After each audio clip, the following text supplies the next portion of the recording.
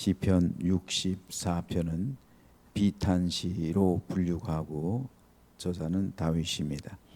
주제는 악인들의 간교한 혀의 화살과 하나님의 심판의 화살을 노래하고 있고요. 65편은 감사 예배시로서 저자는 역시 다윗입니다. 주제는 구원자와 창조자시며 은혜를 베푸시는 하나님을 향하여 즐거이 외치는 노래입니다.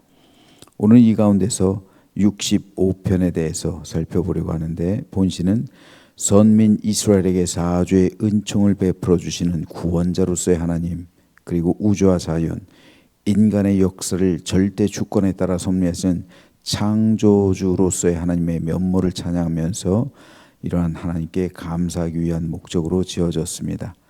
후대 이스라엘 백성들은 이 시를 장막절, 즉 초막절에 낭송했습니다.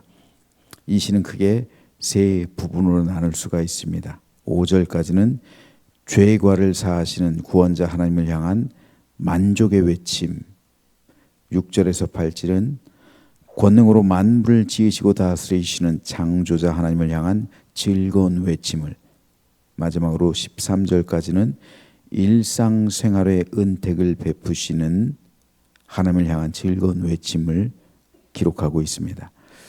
오늘 이 가운데서 4절 말씀에 대해서 살펴보겠습니다. 주께서 택하시고 가까이 오게 하사 주의 뜰에 살게 하신 사람은 복이 있나이다. 우리가 주의 집 곧 주의 성전의 아름다움으로 만족하리이다.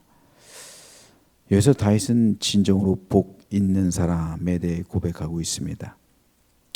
다윗이 고백하고 있는 복 있는 사람의 첫 번째 조건은 주께서 택하신 사람입니다. 즉 내가 이루는 것, 내가 성취하는 것이 아니라 하나님께서 내려주시는 것을 받는 것이 진정한 복이라는 말입니다. 세상에는 내가 성취해서 얻을 수 있는 복들이 많이 있습니다. 열심히 땀 흘려 일하면 그에 대한 대가로서 돈을 법니다. 내가 가진 재능을 잘 활용하면 큰 재물을 모을 수도 있습니다. 이런 것들은 내가 성취함으로 얻어지는 복이에요. 내가 열심히 공부하면 좋은 대학 가고 또 좋은 직장에 취직하고, 또한 운이 좋으면 관계에도 정계에도 나아가고, 이렇게 내가 성취함으로써 얻어지는 복들이 있습니다. 하지만 성경이 말씀하고 있는 복은 내가 세상에서 성취할 수 있는 종류의 것들이 아닙니다. 성경은 하나님께서 내려주시는 복, 하나님께서 주시는 복, 그 복이 진정한 복이라고 가르칩니다. 우리가 하나님을 믿는다는 것은 내가 노력해서 되는 것이 아닙니다. 우리가 예수 그리스도를 나의 하나님, 나의 구세주, 나의 왕으로 영접함으로써 구원에 이르는 것은 내가 성취할 수 있는 복이 아닙니다. 우리가 하나님의 자녀가 되어서 영원한 천국을 상속받을 수 있는 것은 전적으로 하나님의 은혜 때문이지 결코 내가 성취할 수 있는 것은 아닙니다. 성령께서 나와 함께 하셔서 천국에 이르기까지 내 영혼을 보존해 주시고 나를 지켜주시는 은혜 역시 나에게 달린 문제가 아닙니다. 성경은 이런 은혜를 누리는 사람이야말로 진정으로 복받은 사람이라고 말씀합니다. 오늘 본문에서 다윗이 고백하고 있는 것이 바로 이것입니다. 다윗은 하나님께 왕으로 선택받은 사람입니다. 사무엘은 선지자로 선택받은 사람이고, 모세는 출애굽의 리더로 선택받았고, 여호수아는 가나안 땅을 정복하고 분배하기 위해 선택받은 사람이었습니다. 레위 지파 사람들은 성전에서 봉사하기 위해 선택받았고, 제사장들은 하나님과 백성 사이에 중보자가 되기 위해 선택받았습니다. 이스라엘 나라는 제사장 나라를 이루기 위해 선택받은 나라였습니다. 그래서 우리는 이스라엘을 선민이라고 부르는데, 선민이란 말 그대로 선택받은 민족이란 뜻입니다. 결국 우리 신앙 고백의 핵심이자 본질은 바로 이 선택에 있는 겁니다. 하나님께서 나를 선택해 주셔서 내가 예수님을 구주로 영접하고 하나님의 자녀가 된 것이지 내가 하나님을 스스로 선택한 것이 아니란 말입니다. 이것이 신앙 고백으로서의 우리가 가져야 할 믿음입니다. 그러므로 우리는 자랑할 것이 아무것도 없다는 것이 사도 바울의 고백입니다. 따라서 주께서 선택하신 사람은 하나님께 가까이 나가게 되는데 이것이 다윗이 말하고 있는 두 번째 복 있는 사람의 특징입니다. 어떻게 인간이 창조주 하나님께 가까이 나아갈 수 있겠습니까? 하나님께 가까이 나아간다는 것은 하나님을 대면한다는 것이고 하나님과 친밀한 교제를 나눈다는 것을 의미합니다. 몇 해 전에 우리 교회에서 어르신들을 모시고 청와대에 갔었죠. 청와대는 대통령이 사는 관저입니다. 그런데 청와대에 살 수 있는 권리를 가진 민간인들이 있어요. 누굽니까? 대통령의 가족들이에요. 가족들은 청와대에서 살 수 있는 특권이 있습니다. 그런데 이 특권이 성도에게도 있단 말이죠. 그 특권이 바로 천국입니다. 천국은 하나님께서 계신 곳입니다. 천사들은 이곳에서 하나님을 호위합니다. 믿음의 성도들은 그곳에서 하나님과 함께 살아갑니다. 그러므로 하나님께 가까이 나간다는 것, 이것이야말로 성도가 누릴 수 있는 가장 큰 복입니다. 하나님과 함께 살아간다는 이 복, 하나님께 가까이 가서 하나님과 함께 살아간다는 복, 우리가 죽어서 천국에서 이 큰 특권, 이 놀라운 축복을 받게 되는 거예요. 이것이 가장 큰 복이란 말입니다. 죽어서 천국 가는 사람이 있고 죽어서 지옥 가는 사람이 있어요. 성도는 천국이란 놀라운 축복을 받은 사람이에요. 이것으로 충분한 거예요. 세상의 그 무엇도 이 복과 바꿀 수 없습니다. 세상에 수많은 복들이 있어요. 마귀는 이 세상에 속한 복으로 성도의 영혼을 바꾸려고 해요. 내가 마치 괴테의 파우스트에 나온 메피스토텔레스처럼 네 영혼을 나한테 줘. 거래합니다. 내가 너에게 부를 줄게. 재물 줄게. 권력 줄게. 세상에서의 것들로서 세상의 복을 가지고 그 영혼을 거래하는 거예요. 너는 나한테 네 영혼을 달라. 네 영혼을 내게 다오.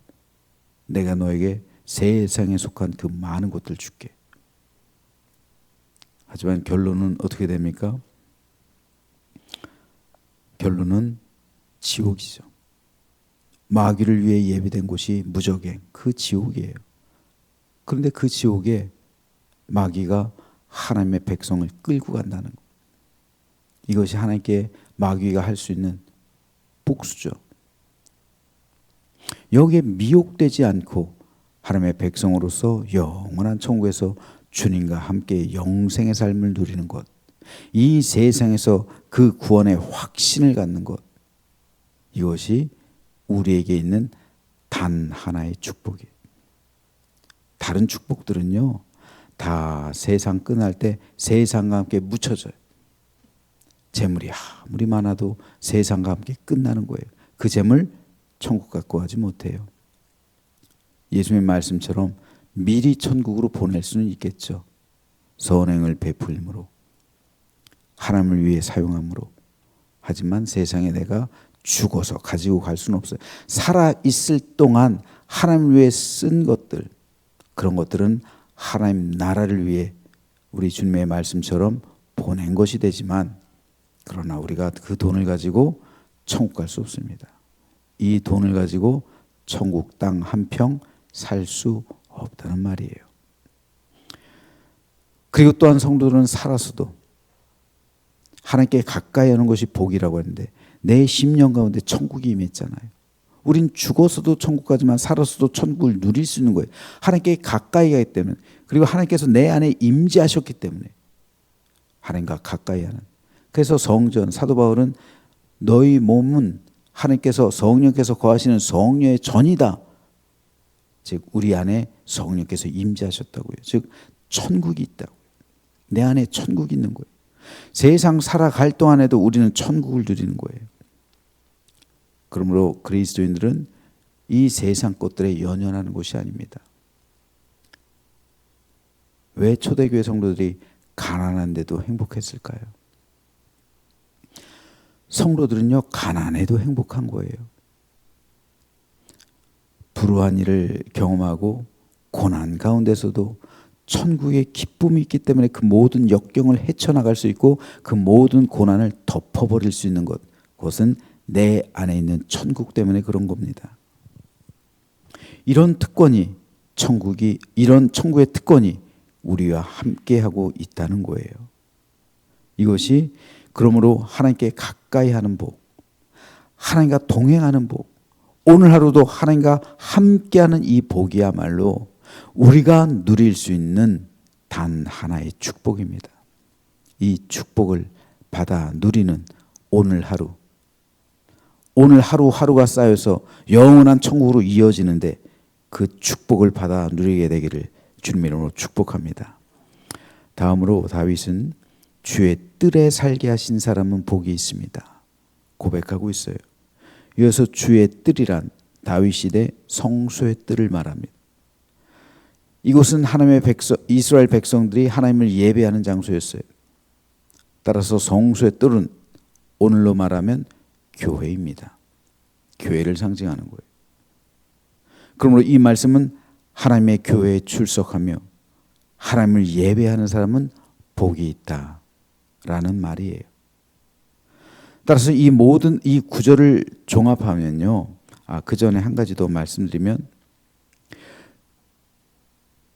주의 성전의 아름다움으로 만족하리이다.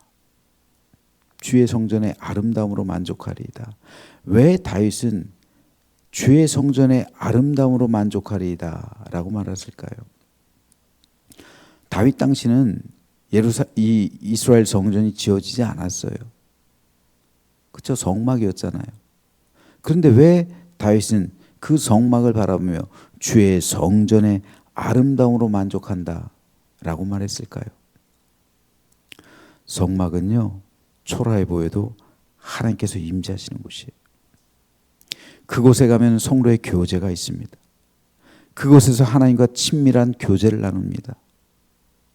그래서 그곳은 행복한 거예요. 우리 한국 교회가 한참 부흥할 때가 그랬어요. 교회 가면 행복한 거예요. 초라해도요. 작은 교회라 할지라도 그곳에 가면 사랑하는 사람도 있고 그곳에 가면 하나님을 만나고 친밀한 교제를 나누기 때문에 만족이 있어요. 기쁨이 있어요. 감사가 있어요.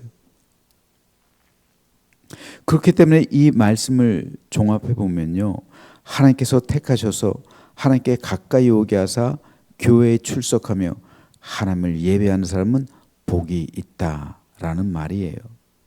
그래서 그는 참된 만족의 삶을 살아가게 된다는 믿음의 고백, 이것이 바로 오늘 본문을 통해 다윗이 고백하고 있는 말씀입니다. 세상 사람은요, 재물이 많아야 만족해요. 권력이 있어야 만족하고 명예와 학식, 그것을 통한 다른 사람에게 인정받고 높아지는 것, 그것을 통해 만족하는 거예요. 하지만 이 모든 것은 세상에서의 만족이에요. 세상을 살아갈 때 만족이에요. 이것은 내 영혼이 천국에 가는 만족과는 전혀 상관이 없어요. 어거스틴의 말처럼 사람의 마음에는 하나님으로밖에 채울 수 없는 빈 공간이 있어요. 참된 만족이란 이 빈 공간을 하나님으로 채울 때 얻어지는 만족입니다. 왜 세상 모든 것을 가진 사람들이 허무함을 느낄까요? 빈 공간을 하나님으로 채우지 못했기 때문에 그래요. 텅 비어있는 그 빈 공간, 그 빈 공간에 아무리 많은 재물로, 세상의 명예로, 권력으로 채울 수 있습니까? 그 공간은 하나님으로밖에 채울 수 없어요. 세상 어떤 것으로도 그 빈 공간을 채울 수 없습니다. 따라서 인생의 참된 만족이란 그 공간에 하나님께서 찾아오실 때 채워지는 거예요. 이것이 바로 다윗이 고백하고 있는 복 있는 사람입니다. 그러므로 저와 여러분 모두 이러한 복을 받은 축복된 사람임을 믿으시기를 주님의 이름으로 축복합니다. 진짜 부자는 더 이상 필요한 게 없는 사람이래요. 진짜 부유함을 누리는 성도는 세상에 대해 더 이상 목마르지 않은 사람이에요. 세상에 대해서 더 이상 목말라지 않는 성도가 진짜로 부유한 사람이에요. 하나님에 대해서. 왜 그렇습니까? 하나님께서 내 안에 계시기 때문에요. 하나님과 가까이 하기 때문에요. 천국이 이미 내 안에 충만히 임했기 때문에 천국을 매일 맛보며 살아가고 있어요. 세상 끝날이 되어서 내 영혼이 천국에 입성할 것을 확신합니다. 이것으로 충분한 거예요. 그렇다면 오늘 우리는 하나님께 하나님 한 분으로 충분합니다. 주님 한 분으로 충분합니다. 이 고백을 할 수 있어야 되는 거예요. 저는 저와 여러분이 매일 아침마다 하나님 한 분으로 충분합니다. 오늘 세상 것에 대해 목마르지 않고 세상에 대해 연연하지 않으며 세상 것으로 인해서 갈증을 느끼는 것이 아니라 하나님께서 나와 함께 하심으로 그것으로 부유한 삶을 살아가게 해 주십시오 라고 기도하게 되기를 소망합니다. 왜냐하면 이미 이것을 통해서 나는 복 받은 사람이기 때문입니다. 그래서 주께서 택하시고 가까이 오게 하사 주의 뜰에 살게 하신 사람은 복이 있다라는 이 믿음의 고백이 오늘 나의 고백이 되어서 오늘의 삶 가운데 하나님께서 베풀어 주시는 복락의 강물을 마시며 참된 만족과 기쁨 가운데 행복과 축복을 누리며 살아가는 오늘 하루가 되시기를 주님의 이름으로 축원합니다.